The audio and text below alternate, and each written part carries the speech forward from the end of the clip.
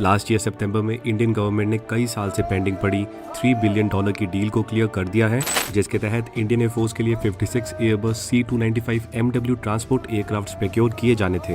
ये transport aircraft IAF की transport fleet में मौजूद हॉकर सिडली HS-748 एयरक्राफ्ट को रिप्लेस करेंगे।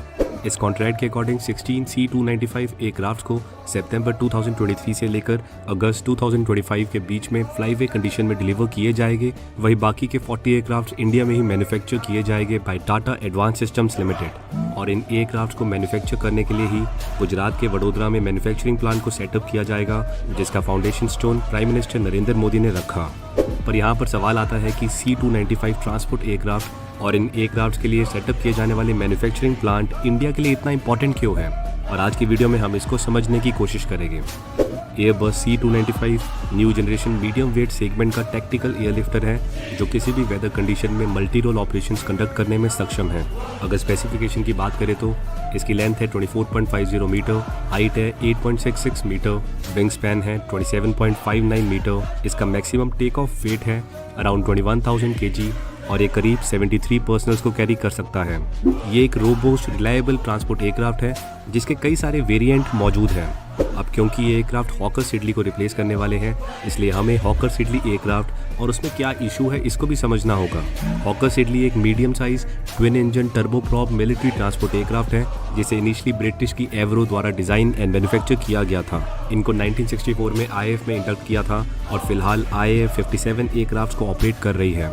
HS-748 में रियर रैम्प फैसिलिटी नहीं है, जिसके कारण ये कार्गो ट्रांसपोर्टेशन के लिए सूटेबल एयरक्राफ्ट नहीं है, और इसी कारण से IAF इनको troops, small ammunitions, senior executive और VIPs के ट्रांसपोर्टेशन के लिए ही यूज़ करती है। पास्ट में इस एयरक्राफ्ट को लेकर IAF और HAL के बीच में कॉन्फ्लिक्ट भी देखे गए हैं। एक तरफ इंडियन एयरफोर्स अपनी पुरानी हॉकर सिडली HS-748 फ्लीट को रिटायर करना चाहती है, वहीं दूसरी तरफ HAL चाहता है कि इन एयरक्राफ्ट को मॉडर्नाइज और अपग्रेड करके आने वाले 2 दशक तक और यूज़ किया जाए। जहां एक तरफ IAF ने HAL के इस प्रपोजल को सीधे रिजेक्ट करते हुए HS-748 को C295 एयरक्राफ्ट के साथ रिप्लेस करने का डिसीजन फाइनल कर दिया है। इसके बावजूद HAL का मानना है कि HS-748 को डिजाइन किया गया था as a medium size turboprop airliner और इसके एयर फ्रेम में अभी भी कोई इशू नहीं है। हाँ, इस एयरक्राफ्ट को फ्यूचर में अगर यूज़ करना है तो मेजर अपग्रेड ज़रूर करने होंगे, पर इसके एयर फ्रेम में बिल्कुल भी प्रॉब्लम नहीं है। HAL का प्लान है कि इस एयरक्राफ्ट में पुराने सिस्टम्स को रिप्लेस किया जाए with new turboprop engine, FADEC system and cockpit, और सभी पुराने इलेक्ट्रॉनिक सिस्टम्स को भी न्यू एवियोनिक्स और इलेक्ट्रॉनिक्स से रिप्लेस किया जाएगा।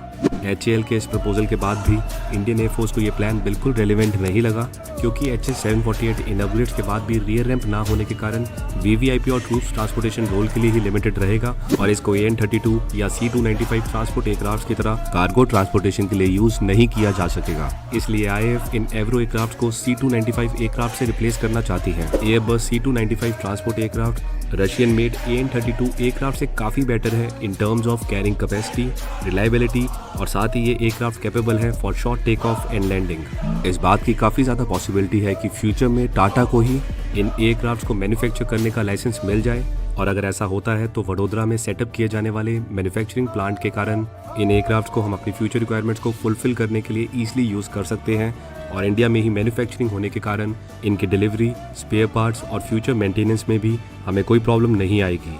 इनिशियली इस मैन्युफैक्चरिंग फैसिलिटी को 8 एयरक्राफ्ट पर ईयर डिलीवर करने का टास्क दिया गया है, जिसको आगे इंक्रीज भी किया जाएगा।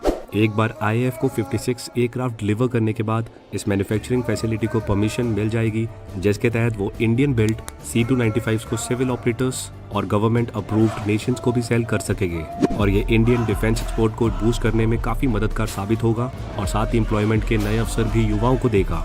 अब तो आप समझ ही गए होंगे कि C295 ट्रांसपोर्ट एयरक्राफ्ट और उनको मैन्युफैक्चरिंग करने के लिए जो प्लांट सेटअप होने वाला है उसकी क्या इंपॉर्टेंस है। लाइक करें हमारी वीडियो को और हमेशा की तरह हमारी वीडियो को शेयर करते रहें। मिलते हैं अगली वीडियो में।